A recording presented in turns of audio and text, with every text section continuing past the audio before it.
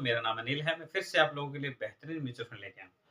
कभी भी याद रखो, अगर आप फाइनेंशियल तौर पे आज़ाद होना चाहते हो, तो कोई ना कोई म्यूचुअल फंड में आप पैसे ज़रूर लगाइए।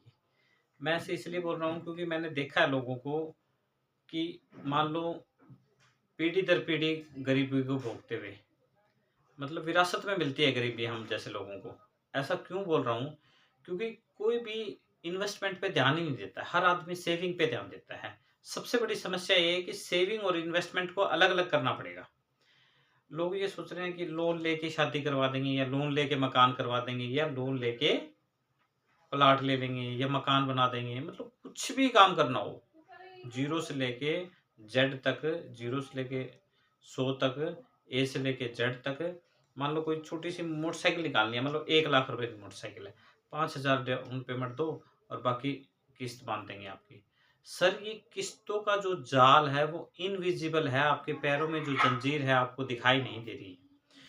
मान लो आपने सपोज़ करो एसबीआई से ही लोन ले लिया आपने अराउंड 2 लाख रुपए, 2,40,000 भरने पड़ेंगे आपको, किस्तों में धीरे-धीरे करके। कम अगर ज़्यादा बड़ी किस्त बंधवाते हैं तो 30,000 हो जाएगा, पर ब्याज आपसे लिया जाएगा। तो उस ब्याज से आज़ादी, और जो हम कभी चीज़ें खरीद नहीं पाते, जो हमें लगता है यार बहुत महँगी है, वो महँगी नहीं है, उसको हम अफ़ोर्ड नहीं कर पा रहे, और अफ़ोर्ड कर रहे हैं तो लोन से कर रहे हैं। उस लोन से आज़ादी मिल जाए, उस क्रेडिट कार्ड से आज़ादी मिल जाए, फाइनेंशियल तौर पे आप आज़ाद हो जाओ, तो कुछ ऐसी स्कीम लगाई जाए जिसमें हमें पैसा इन्वेस्टमेंट करें और इन्वेस्टमेंट में हमारा ब्याज बने कम से कम भी 12 से लेके और अराउंड में 24% तक या 20% तक। हम क्या करते हैं, ईपीएफ हो गया, पीएफ हो गया, पीपीएफ हो गया, सुकन्या योजना, एलआईसी इत्यादि बॉन्ड वगैरह बहुत सी स्कीमें हैं जो अराउंड में आप मान के चलिए करीब होंगी 10 से 15 स्कीमें।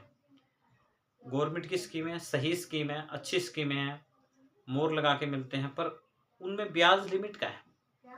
यहाँ पे 100% रिस्क आपका है। आपने मान लो 1 लाख लगाया, अभी एक यार दोस्त का फ़ोन आया, सर मेरे तो 80,000 रुपये बचे 1 लाख में से, तो क्या करें? निकाल लूँ? नहीं निकालने चाहिए। क्यों ऐसा बोल रहा हूँ? क्योंकि ये मार्केट तो अप डाउन चलेगा। आज 10/2/2025 है, फरवरी का मंथ है, मार्केट और गिर गया, तो क्या हुआ? अब इस फाइनेंशियल तौर पे हम आज़ाद होने के लिए क्या ऐसी सिस्टम में घुसें जहाँ पे हमें ब्याज अच्छा मिले और हम फाइनेंशियल तौर पे आज़ाद हो सकें। उसके लिए चुनना है एसबीआई का सबसे बेहतरीन म्यूचुअल फंड है एसबीआई स्मॉल का फंड, डायरेक्ट फंड लेना है आपने। ऐसा भी क्यों बोल रहा हूँ?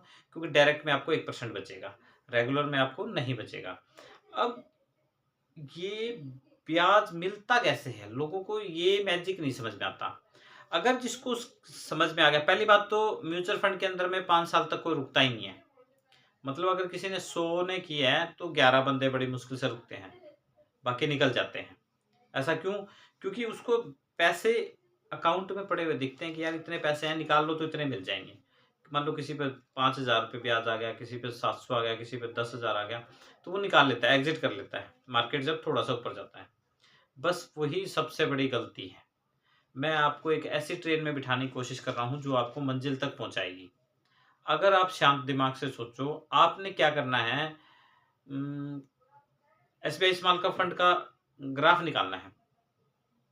पिछले ऑल रिटर्न चेक करने हैं, पिछले 5 साल के रिटर्न चेक करने हैं कि 5 साल में इसने कितना पैसा बना के दिया।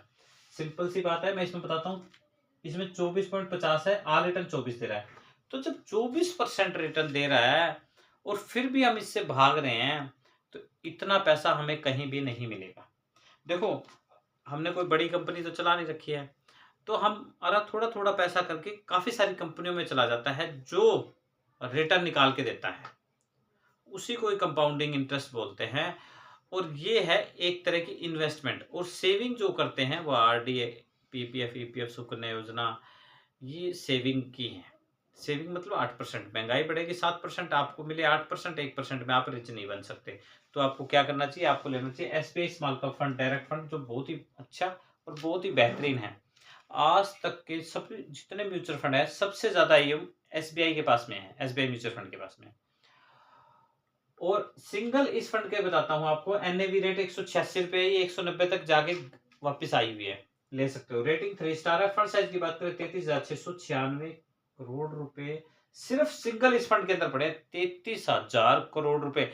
अगर हम चेक करेंगे ना तो छोटे मोटे बैंकों के पास भी इतना, एक बैंक के पास में पैसा नहीं होता जितना इस सिंगल फंड के पास में पैसा पड़ा है।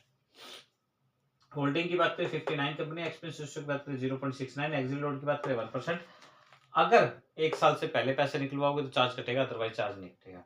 और सबसे बड़ी बात बताता हूँ, ये जो 59 कंपनी है यही आपको अमीर बना देंगी, ज्यादा दिमाग लगाने की जरूरत नहीं है। साइलेंट मोड पे बैठो और धीरे धीरे धीरे धीरे पैसे जाने दो। 1000 रुपए की स्टार्ट करो, 500 की स्टार्ट करो, एक बार स्टार्ट करके देखो, साल 2 साल पैसा डालो, देखो मत, फिर एक दिन निकाल के देखो, फिर 5 साल के बाद जाके देखो, फिर आपको मैजिक का मजा आएगा। और फिर आप अपनी मर्जी से 5000 ना डाल दो ना, तो ये कंफर्म है, ध्यान रखना। एयूम की बात कर लेते हैं, 11 लाख करोड़, इतना एयूम किसी भी म्यूचुअल फंड के पास में नहीं है। ऑल रिटर्न की बात करें 24, 5 ईयर की बात करें 24.50 है, 3 ईयर की बात करें 16 है, और 1 ईयर की बात करें तो 10% प्लस है। 6 मंथ में और 6 मंथ में और 1 मंथ में ये माइनस में गया है। 1 मंथ में 7.40, 7.63। अब जो लोग यहाँ पे पैसा डाल रहे हैं, मान लो मार्केट यहाँ पे था अक्टूबर में, हाई पे पिक पे काम कर रहा था, आप 1 अक्टूबर को जाके चेक कर सकते हो, 1 अक्टूबर 2024 को, और आज 10/2/2025 को जाके चेक कर सकते हो, मार्केट यहाँ पे है। अब ये दोबारा जब इससे ऊपर जाएगा तो ये जो यहाँ पे जो जिन्होंने NAV रेट खरीदा है, नेट एसेट वैल्यू 186 रुपए पे, उनको ज्यादा पैसा मिलेगा। क्यों ऐसा बोल रहा हूं? क्योंकि ये अब नीचे की तरफ है और इन्हीं को बेहतरीन रिटर्न मिलेगा। क्यों ऐसा बोल रहा हूं? क्योंकि 186 में मिलेगा और ये बाद में 190, 195, 100-200 रुपए तक चला जाएगा। फिर उसके पास में सबसे ज्यादा वेल्थ बनेगी। हम सबसे बड़ी गड़बड़ क्या करते हैं, माइनस में जब मार्केट होता है तभी पैसे निकाल लेते हैं। माइनस में भी जाएगा मार्केट, मार्केट का तो काम है प्लस माइनस। जब एक सांस छोड़ते हैं तभी दूसरी सांस आती है। हम ये सोचे कि ये सांस ना छोड़े तो दूसरी आएगी कैसे? केवल 500 रुपए जमा कराने हैं, 24% का रिटर्न मानते हैं, 26 साल में आपने लगा दिए 1,56,000 रुपए। सब सिर्फ 500 रुपए जमा करके भी आप अपनी जिंदगी को बदल सकते हो। अगर आप कोई मजदूर हो, दिहाड़ी कर रहे हो या किसी प्राइवेट जॉब कर रहे हो और आपको लग रहा है कि यार मैं फाइनेंशियल तौर पर नहीं आज़ाद हो पाऊंगा, तो आपके बच्चे हो जाएंगे। अगर आपकी 20-25 साल है तो आप हो जाओगे। इसके लिए करें क्या? इसके लिए म्यूचुअल फंड करें और बेस्ट कंपनी, बेस्ट बैंक का म्यूचुअल फंड चुनना है। मोस्टली बैंक के बारे में बताता हूं मैं, क्योंकि बैंक सॉलिड होते हैं, उनके पास में मैनेजमेंट अपने से ज्यादा बहुत ज्यादा स्ट्रांग होती है। और SBI के पास में तो मतलब डायमंड है। 24% का रिटर्न 26 साल में आपने लगाया, 1,56,000 रुपए, 1.5 लाख रुपए में निपटा दिया सारा काम। 26 साल बाद मिले 1,22,71,347 रुपए। अब कई लोग पूछते हैं कमेंट करके, सर उस टाइम पे इस पैसे की क्या वैल्यू होगी? तो मैं कह रहा हूं, आपके पास कोई स्कीम है जो 500 रुपए लगा के उस टाइम पे आप 1 करोड़ बना दो? सिंपल सा लॉजिक है। क्वेश्चन तो मैं भी कर सकता हूँ, मैं भी हर किसी को पूछ सकता हूँ, यार मैं पैसे कैसे बनाऊं? बनेंगे नहीं ना सर। हमें चलना है बिल्कुल साइलेंट मोड पे, आराम से कटती रहेंगी पैसे। आपको कभी मार्केट देखने की जरूरत नहीं है, धीरे धीरे पैसा जाएगा, आपको खुद को मजा आने लग जाएगा 2-3 साल में कि यार मस्त मजा आ रहा है, इतने पैसे मैंने अपने पास इकट्ठे कर लिए और इतने पैसे मेरे बन जाएंगे। तो मैं अपने नेक्स्ट वीडियो म्यूचुअल फंड के बारे में बेहतरीन बताने की कोशिश करूंगा। Thank you.